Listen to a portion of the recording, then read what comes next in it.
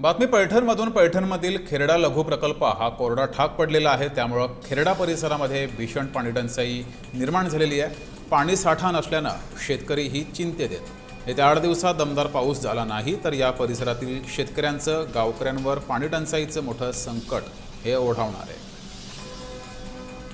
खेरडा लघु प्रकल्प कोरडा ठाक पडलेला आहे, त्यामुळे या ठिकाणी भीषण पाणी टंचाई आहे। याचा आढावा घेतला आमचे प्रतिनिधी विजय चिडे यांनी। पाहूया।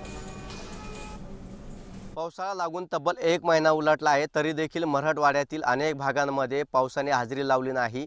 मी सध्या छत्रपती संभाजीनगरच्या पैठणच्या खेरडा प्रकल्पामध्ये आहे। लघु प्रकल्प हा प्रकल्प जर बघितला सध्या मृत साठ्यामध्ये गेलेला आहे। संपूर्ण प्रकल्प जो आहे तो कोरडा ठाक झाल्याचं आपल्याला या ठिकाणी पाहायला मिळत आहे। अद्यापही या ठिकाणी एकही पाऊस जो आहे तो झालेला नाही, त्यामुळे आता पाणी पुरवठ्यावरती याचे परिणाम जे आहेत ते झाल्याचे आपल्याला पाहायला मिळत आहे। संपूर्ण क्षेत्र जे आहे ते आता यामध्ये कोरडं ठाक झालेलं आहे। त्याचबरोबर पैठणच्या नाथसागरामध्ये देखील पाणी साठा जो आहे तो कमी झालेला आहे, त्यामुळे आता खेरडा प्रकल्पामध्ये देखील पाणी जो आहे तो बंद करण्यात आलेला आहे।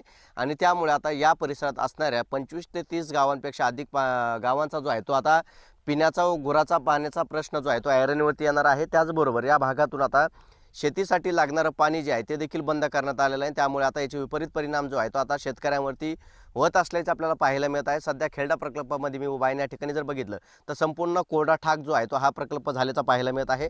आणि सध्या जर बघितलं तर पावसाळा लागून हा तब्बल महिना उलटलेला आहे, तरी देखील या भागांमध्ये अद्यापही जो आहे तो पाऊस बरसलेला नाही। त्याचे परिणाम जे आहेत ते शेतकऱ्यांवरती झालेले आहे। त्यामुळे आता पैठणच्या नाथसागरातून या खेरडा प्रकल्पामध्ये पाणी सोडण्यात यावं अशी मागणी आता या भागातील शेतकरी करत असल्याचे आपल्याला पाहायला मिळत आहे।